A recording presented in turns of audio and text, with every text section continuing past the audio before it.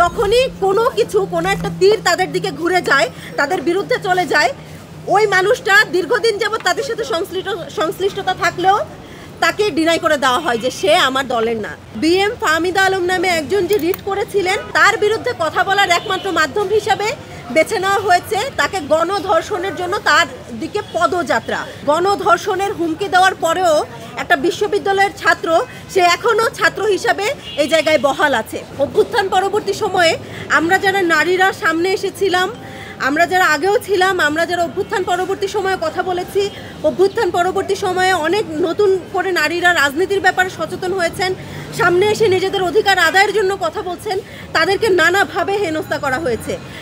ডাকসুর যখন এসেছে, ডাকসুর যখন আভাস আমরা পেয়েছি, আমাদের কাছে মনে হয়েছে যে নারীদের জন্য একটা কমফোর্টেবল পরিবেশ আমরা সৃষ্টি করতে পারবো এবং ডাকসুর মাধ্যমে সুন্দর একটা ক্যাম্পাস আমরা পাবো, নারীদের জন্য একটা সহনশীল ক্যাম্পাস পাবো। এই আশা নিয়ে বেশ ভালো সংখ্যক নারীরা কিন্তু প্রতিদ্বন্দ্বিতা করার সিদ্ধান্ত নিয়েছেন। কেন্দ্রীয় সংসদ সহ হল সংসদে অনেক নারীরা প্রতিদ্বন্দ্বিতা করছেন, কিন্তু দুঃখজনক হলেও সত্য যে এই সকল নারীকে সামাজিক বিভিন্ন প্রতিবন্ধকতার পাশাপাশি মানসিকভাবে হেনস্থা করা হচ্ছে। সেই হেনস্থাটা করা হচ্ছে কিভাবে? স্লাট শেমিং থেকে শুরু করে রেপ থ্রেট দেওয়া হচ্ছে তাদেরকে।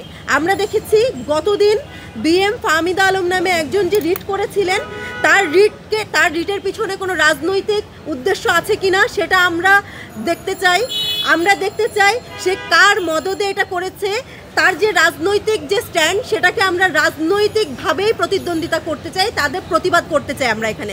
আমরা প্রতিবাদও রাজনৈতিকভাবেই করেছি, আমরা কালকে মিছিল করেছি, আমরা সংবাদ সম্মেলনও করেছি, কিন্তু উদ্বেগের সঙ্গে লক্ষ্য করেছি যে এই রাজনৈতিক একটা মতবাদকে রাজনীতি দিয়ে মানে এখানে প্রতিবাদ না করে তাকে প্রতিহত করার বা তার বিরুদ্ধে কথা বলার একমাত্র মাধ্যম হিসাবে বেছে নেওয়া হয়েছে তাকে গণধর্ষণের জন্য তার দিকে পদযাত্রা।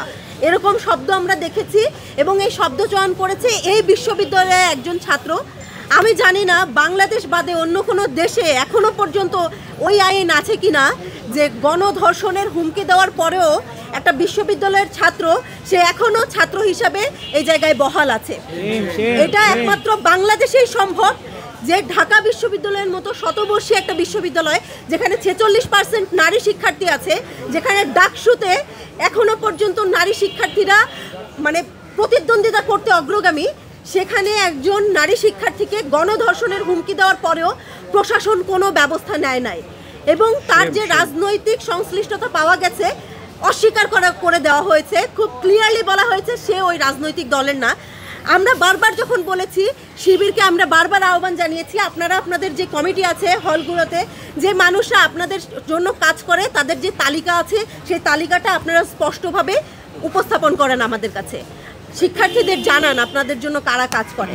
কিন্তু তারা বারবার এটাকে ডিনাই করেছে, তারা এগুলো সামনে আনেনি, নামগুলো সামনে আনেনি এবং এর পিছনে তাদের কি রাজনীতি আছে জানি না।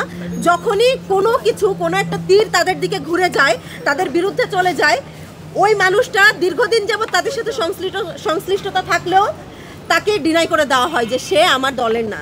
এইভাবে একটা বিশ্ববিদ্যালয়ের সুস্থ রাজনৈতিক চর্চা কখনো চলতে পারে না।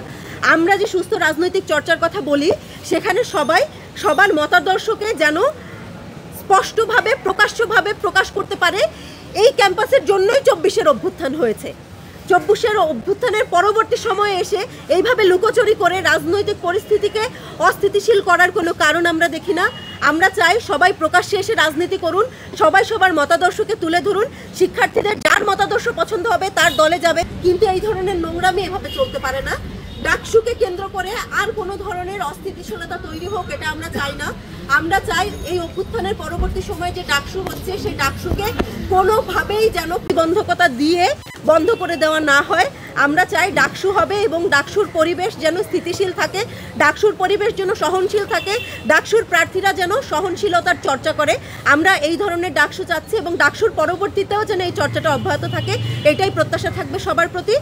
আজকে আমি আমার কথা শেষ করছি এবং শেষ করার আগে একটাই অনুরোধ জানাবো সবার প্রতি, নারীর প্রতি যে সহনশীলতা সেইটার চর্চা করা উচিত এবং নারীর রাজনৈতিক মতবাদ সেই রাজনৈতিক মতবাদকে রাজনৈতিক মতবাদ দিয়ে আপনারা প্রতিহত করুন, রাজনৈতিক মতবাদ দিয়ে প্রতিবাদ করুন। নারীকে প্রতিহত করার জন্য তাকে সেক্সুয়ালি হ্যারাস করার কোনো দরকার নাই। আমার রাজনৈতিক মতাদর্শকে আপনারা রাজনৈতিক মতাদর্শ দিয়ে সেটা বিরোধিতা করবেন। দেশে দেশে সবার সাথে দ্য নিউজ।